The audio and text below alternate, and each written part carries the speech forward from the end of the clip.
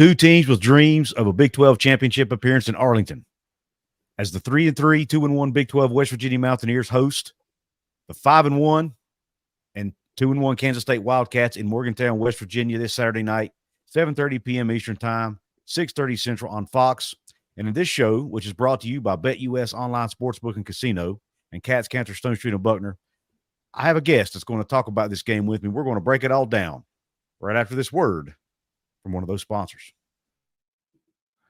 Since 1931, the attorneys at Cats, Cantor, Stone Street, and Buckner have been the voice for victims who have suffered serious injury or death. They have a fierce passion for truth and justice and a sincere compassion for those who have been wronged by others. Whether you have been in a car accident or fighting with an insurance company, or you or a loved one has suffered serious injury or death due to medical negligence, we will ensure your voice is heard loud and clear. Cats, Cantor, Stone Street, and Buckner will ensure there is justice for all West Virginians because we are your lawyer, your voice. Visit us at yourlawyeryourvoice.com. What is up? Welcome into another episode of Couz's Corner. Come on in, make yourself comfortable, belly yourself up to the bar, and let me pour you out a double shot tonight of top-shelf college football content. On tap today, I have a very special guest, and we're going to discuss the Kansas State West Virginia game this Saturday. Mr. Joe Tillery from Heartland College Sports and his own YouTube channel. Joe, how you doing? Couz, I'm doing good, man. Thanks so much for having me. Absolutely. It's glad to have you on the show. I appreciate you taking time out of your day to join me, man. I've been wanting to have you on for a while, and I thought this would be a perfect opportunity. So just I kind of gave you a brief intro there, but if you want to kind of let everyone know where they can find you, your work, and how to interact with you on social media. Yeah, so the main social media for me is Twitter or X. I'm over there at Tillery_Joe. Couz has got it posted up here. And then my YouTube channel is just my name, Joe Tillery. In addition, I also write for Heartland College Sports. If you want, less K-State specific stuff, you can go there and find all of our coverage on the Big 12 Conference. So whether that's articles, podcasting, video, we've got a little bit of everything for you there. So that's pretty much me. Yep. Well, thank you for that introduction. Joe does great work over there on his YouTube channel and his articles on Heartland. I read them quite often. So great team over there at Heartland. They're doing great stuff.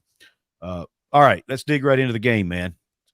Obviously, I don't know if you've been keeping up with what's going on in Morgantown this week. A lot of controversy surrounding Neal Brown, some comments he made.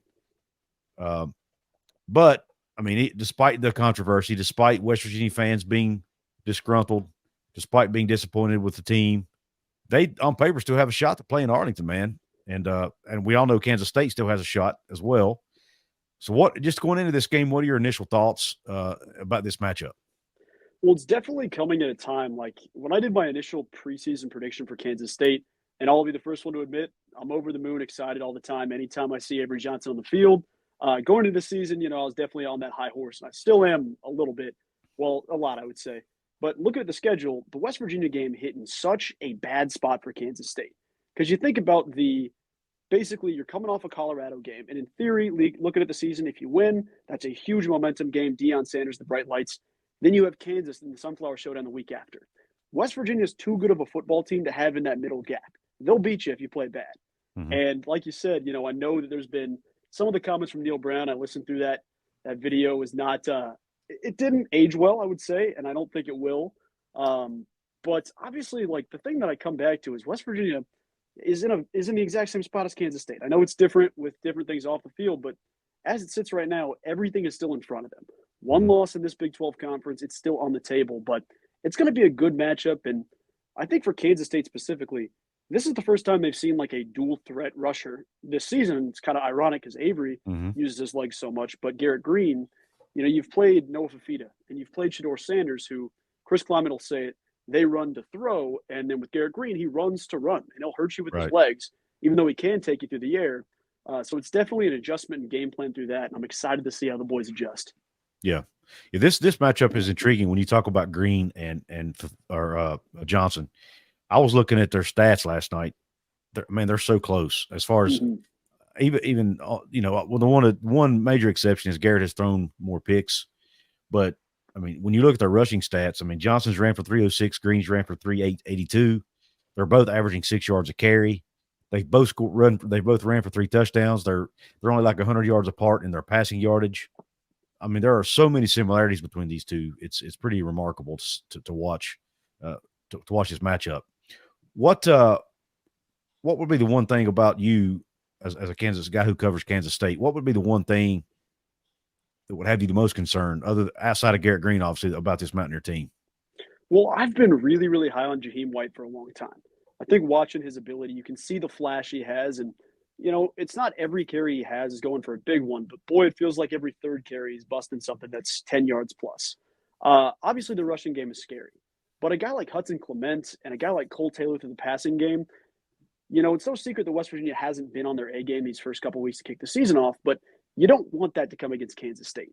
Because with a team led by Garrett Green, with Neal Brown's bunch, the light can turn on at any moment. It's just a matter of, can Kansas State's defense, can that team avoid being the team where West Virginia opens up the floodgates, remembers, hey, we can sling it, we can beat you on the ground, we can do everything. So you just hope you're not the team that it comes by again, and you hope it pushes to the next week if you're a Kansas State fan. Yeah. And, we talk about, you mentioned running the ball, and we talked about Avery Johnson. We talked about Garrett Green. You mentioned West Virginia's running backs. But, man, what about DJ Giddens? I mean, holy cow, that guy. He's averaging over 7 yards a carry. He's leading the Big 12 in rushing yards. Just what is the I'm sure there's a lot of excitement around DJ Giddens right now, I would imagine, in Kansas State country. Absolutely, man. It's such an exciting time, especially for DJ, because it's a testament to Chris Klieman and his staff. I mean, DJ, practically walked on at Kansas State, was unranked, had 0 stars coming out of high school, played 20 minutes from Manhattan at Junction City High, and ran the same way he does at Kansas State, but at the high school level. And you take him on, obviously Deuce Vaughn is their prolific running back, as prolific as they come. And now sitting there 2 years later, we're sitting at a point now where there's serious conversations of people being like, who would you prefer, prime DJ Giddens or prime Deuce Vaughn?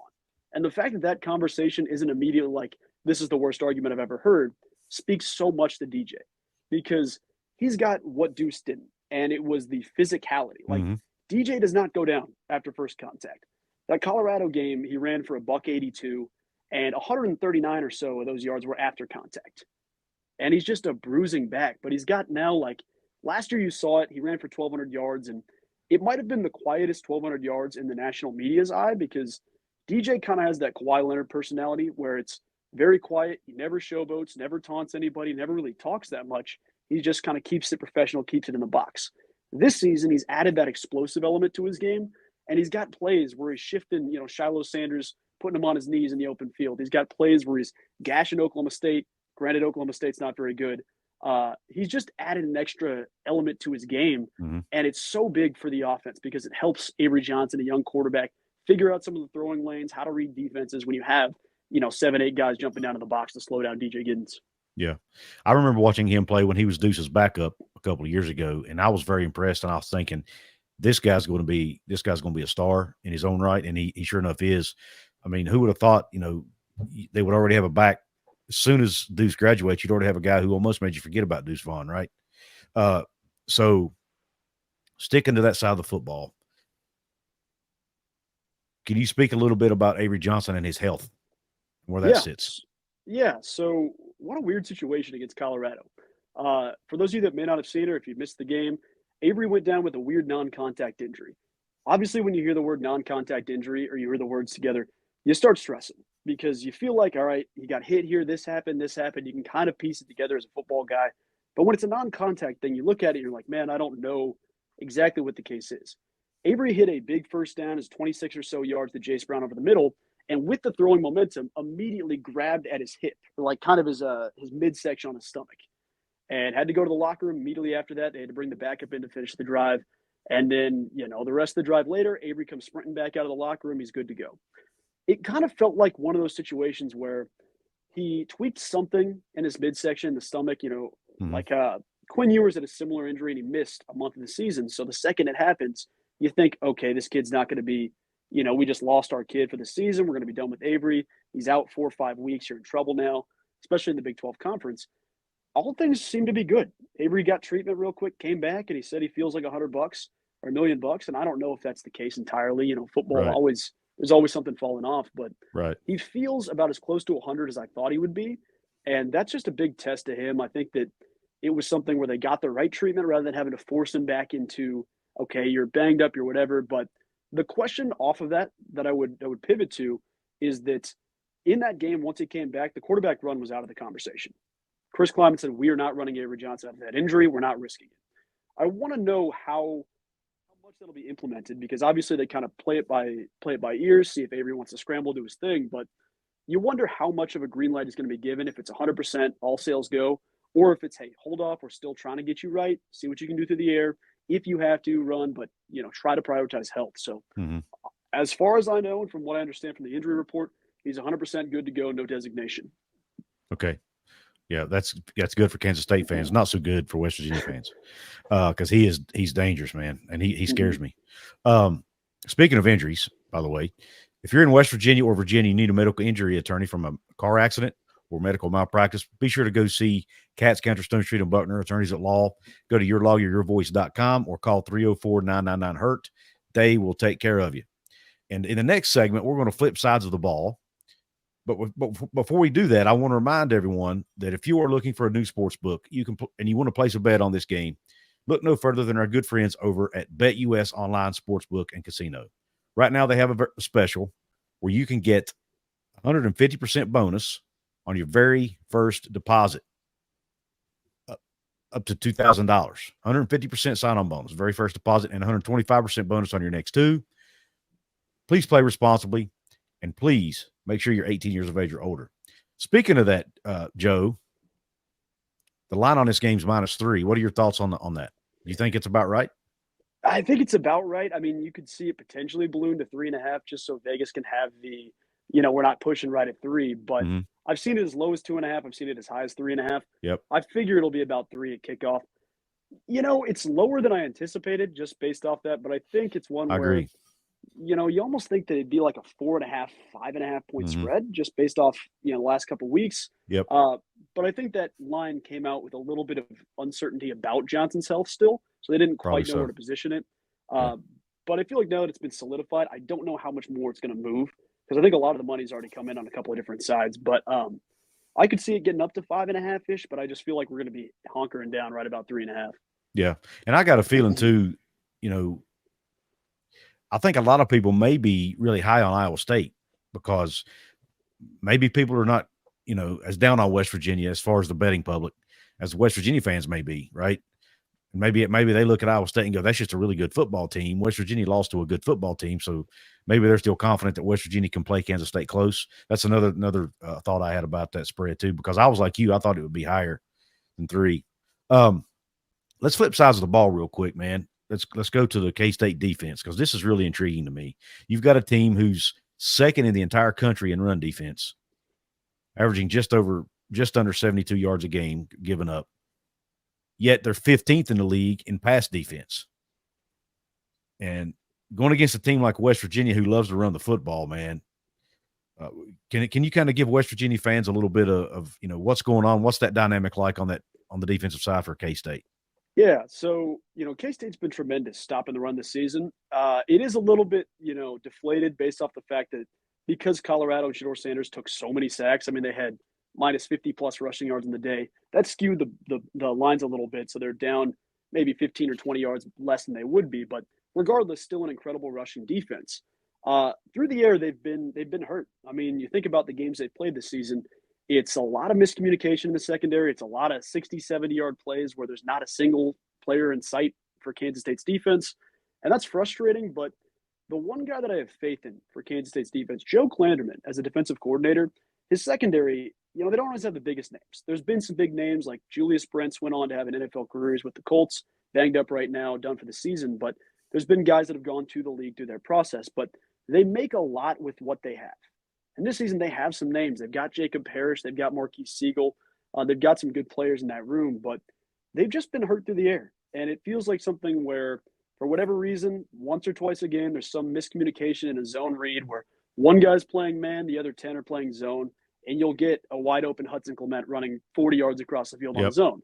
The run defense has been lights out.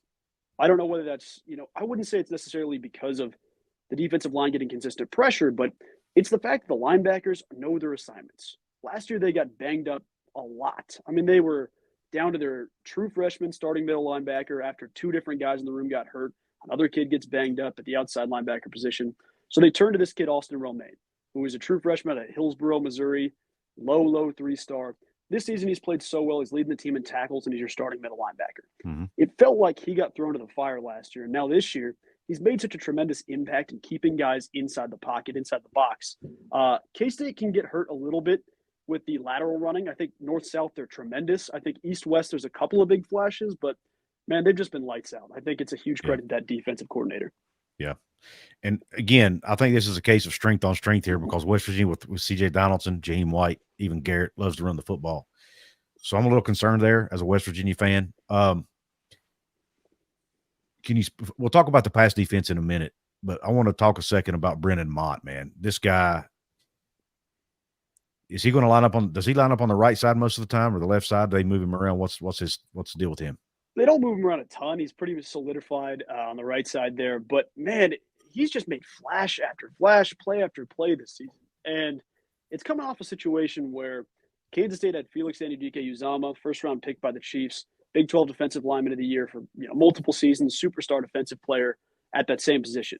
I guess Felix is more on the left side. But with Brennan Mott, he stepped in that role alongside Felix, learned, got banged up a little bit, a couple seasons, and he came into K-State maybe 25, 30 pounds lighter than what he is now.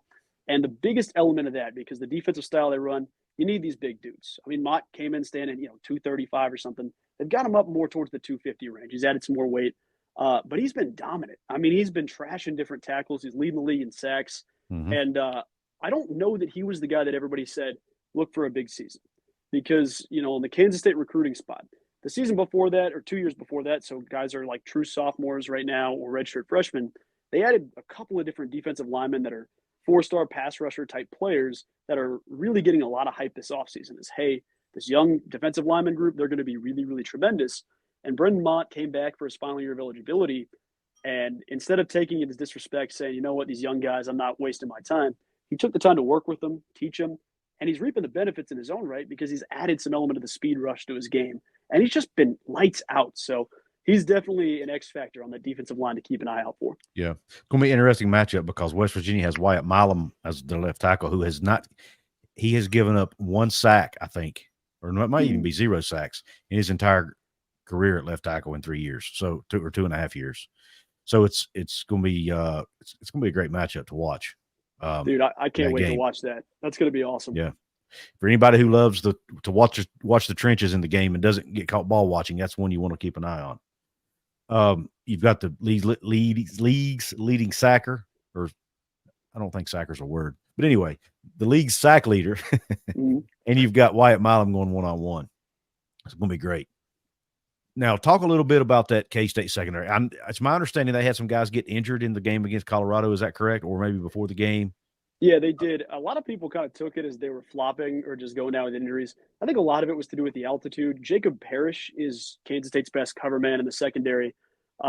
He's been a pretty dominant corner for K-State. Though the secondary's numbers have not been great, they've been really good at red zone effectiveness. They've really gotten stout with 20 yards and in, which is kind of that typical bend don't break defense. But they had 2 or 3 injuries. So K-State's best safety went down. Their best cornerback went down, and then a young up-and-coming corner went down as well, Justice James. And I think if I had to make my prediction now, I think all 3 are going to play. Parrish is the one that I would circle around a little bit more of. He got banged up pretty good, walked off the field without his helmet on. There's a lot of that conversation of what's going on there. I think he'll be good to go, but he's definitely – I wouldn't say he'll play as many snaps as he had in the past. So K-State might be down a player or 2. But, yeah, they suffered a couple of different, kind of fluky injuries. I think a little bit was – some of that elevation you play in Colorado always seems to get guys a little bit down quicker, but all 3 of them taking some pretty timely injuries. That makes sense. So what is it? What you mentioned earlier about the miscommunications in the secondary and things like that. West Virginia fans know all too well because they've had the same struggles. This game, that's what makes this game intriguing. You've got both secondaries have struggled this year. Both run defenses are pretty solid. K-State's has been better than West Virginia's, but West Virginia's run defense has been pretty solid. You've got 2 running quarterbacks. I mean, two good running backs on both sides. 2 good O-lines. I mean, this game's got the makings of what could be a really good football game if both teams take care of the ball and don't do stupid stuff, which is what West Virginia has been prone to do in these losses. So name one guy at Kansas State on each side of the ball outside of the one we've already talked about that West Virginia fans need to keep an eye on? So I will say, to add another thing to that conversation, both Neal Yes. Brown, Chris Klieman, Yep. started their career in 2019. These Yep. teams are very similar. They're close. They're good friends as well, which is always a cool thing for fans to see. I remember Neal Brown was on the hot board for Kansas State a little bit before they went with Klieman. Mm-hmm. Obviously, at the time, everybody thought Gene Taylor, AD at K-State, was saying, well, we're hiring his buddy from North Dakota State. This isn't going to work out. Thank the Lord it did. We're glad to be here now. But for players to watch, both offensive and defensive, I think offensively, and he's shown up in some circles here and there, but the guy to watch in my mind right now is Jace Brown.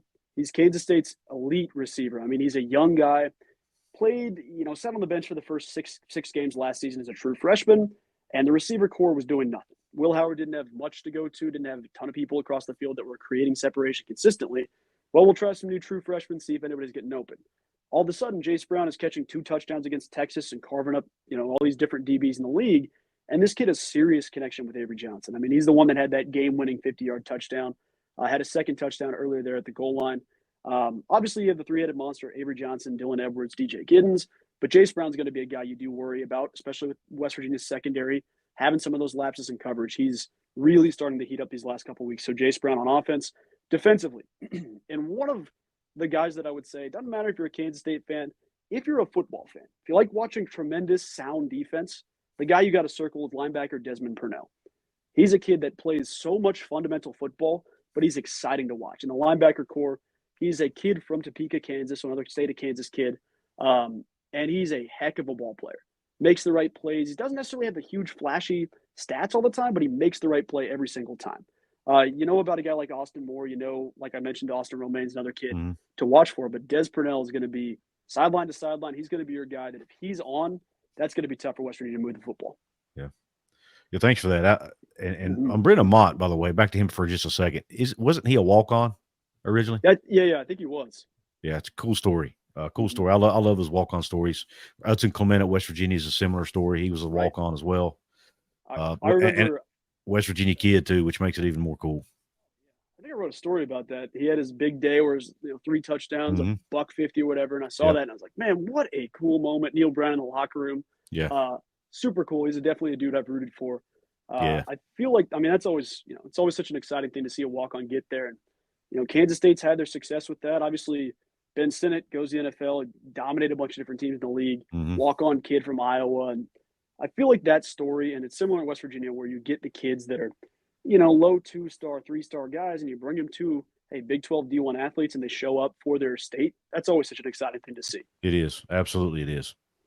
All right. Well, Joe, man, real quick before we sign off, let everybody know once again where they can find you and your work and where they can find you out on social media. Yes, sir. So social media, Twitter, hit me on Tillery_Joe. It's last name _ first name. YouTube's the exact inverse. It's just Joe Tillery. It's just my name. If you want to hear me talk ball about the Cats, occasionally it's general Big 12 stuff. If it's mascot rankings or something like that, you can definitely tune in for that. I feel like my Mountaineer prediction was, I think I was maybe just outside the top 5 in the full 16. I can't remember exactly. I could be lying. So 2.0 is coming soon. So we'll see where that ends up. All right. But I think I might even go tier list this way. But and then on YouTube, like I said, my name, and then Heartland College Sports, you can find some of my stories over there. Just a little bit everywhere. If you find Joe Tillery, he's somewhere out there. All right, cool, man. Real quick though, do you do score predictions? I do. Just real quick, let's do one of those before we get out of here. What's your score prediction for this game? All right, man. I had one yesterday that I felt good about, and I've switched up a little bit. I think there's going to be less points than I initially thought. Initial prediction, I had 38-27 K-State. Okay. I think I'm switching that a little bit. I think it might be closer to it could be a 28-24, bit of a nail biter, bit of an uncomfortable one. I think I'm going to stake my fork at 31-24 Kansas State. Okay. On paper, and in my mind, I see no way West Virginia wins this game. But Neal Brown's entire career, he gets the hot seat, boom, his back's against the wall, he wins games, or a game at least, whatever. So this is the perfect setup for Neal Brown to win a big football game, right? His back's against the wall. The fans are angry. They've been raising money to fly a plane over the stadium with a flag to fire him. Yes, that happened. And they got the money, by the way. So will it actually happen? We'll see.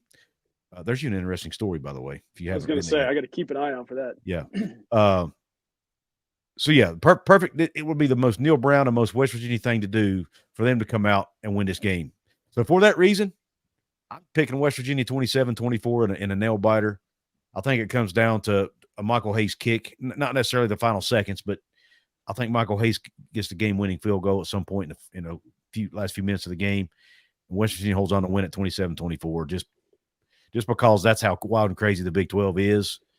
And like I said, that would be the Neal Brown thing to do. So, boy, and in Morgantown, there's some crazy vibes in Morgantown. I know that fan base might not be thrilled with Neal Brown. The magic is still there, and it would be the most Neal Brown man. thing. So. Yeah, and there's probably not going to be a lot of fans there either. I mean, it's to the point people are boycotting the team. That's how bad it is.